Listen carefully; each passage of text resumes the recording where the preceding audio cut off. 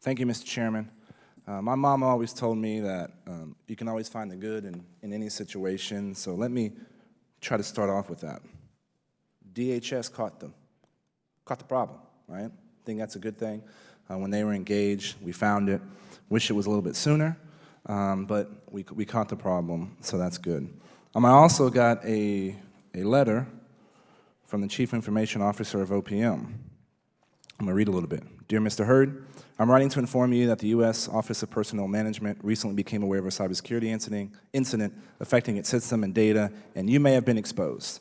You're receiving this notification because we have determined that the data compromised in this incident may have included your personal information such as your name, social security number, date and place of birth, and current or former address. I know Ranking Member Cummings and Mr. Micah were talking about how could an adversary use this information. I spent 9 years as an undercover officer in the CIA. I think I have a little bit of idea and perspective on this. If it was the Chinese, any federal official traveling to China, former official, someone there, is a subject of being targeted for elicitation of information about what's going on in the federal government. If it was the Russians, all this information is going to be sold and then used against them to drain people's bank accounts, to use this to create new access codes to get into private information. If it was narcotraficantes in Mexico, which have the capability of doing cyber attacks, it's the home addresses of men and women in Border Patrol, people that are keeping us safe, right?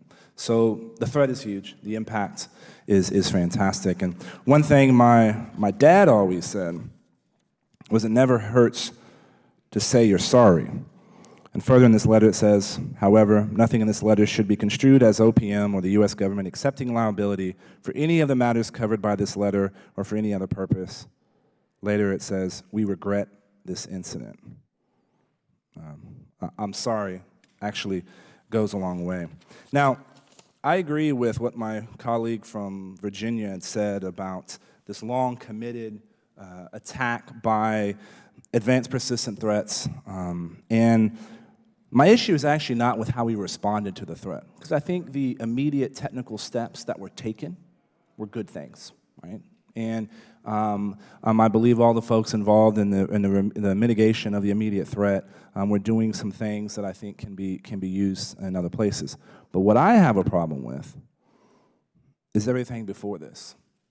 Right? If you were in the private sector, the head of a publicly traded company, and Ernst & Young was doing your yearly audit, and you had at least 5 years of audit information saying that your digital infrastructure had some high risk to it and needed to be immediately fixed, the board of directors would be held accountable for criminal activity.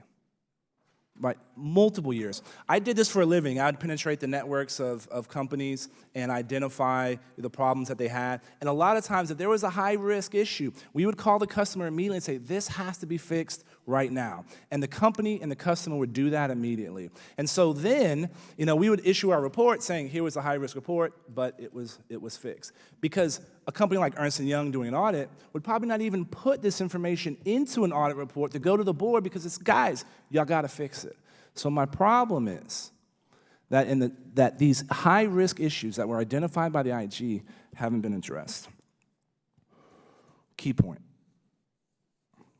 And I guess my first question is to Ms. Ann Barron D. Camillo. Has the U.S. CERT reviewed Key Points Network?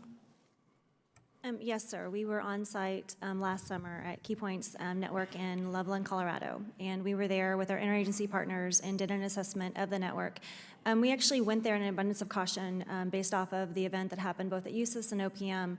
It was decided by leadership that we needed to take a look at contractors that were performing background clearance investigations. So there wasn't an indication that led our teams to go on site, as the case with OPM. This was done out of the abundance of caution because of the target that we saw associated with background clearance information. So our team did an assessment, a network integrity assessment. Some results came back that caused some concern, so we sent an incident response team on site and reviewed their network. We were there for a couple of weeks last summer. When we hire contractors, are they subject to the same standards of network hygiene that U.S. government networks are? Our contractor is subject to the same. It would be part of the contract language associated with FISMA requirements. There's FISMA requirements that are for any kind of network that houses government data. There are certain requirements per the FISMA law 2002. And Mr. Chairman, my last question. In his opening remarks, Ranking Member Cummings read some of Director Archuleta's comments to the Senate committee.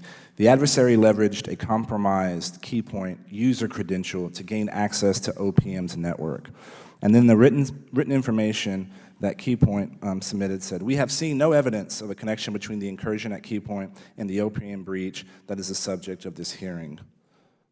Mr. Hess? Feedback? Congressman Hurd, it is true that the Keypoint incursion, we've seen no evidence of the connection with the OPM incursion. So are you saying that Mrs. Archuleta is lying? No, I'm saying she is correct from knowledge that I have been given. There was an individual who had an OPM account that happened to be a Keypoint employee, and that the credentials of that individual were compromised to gain access to OPM. Thank you. I yield back.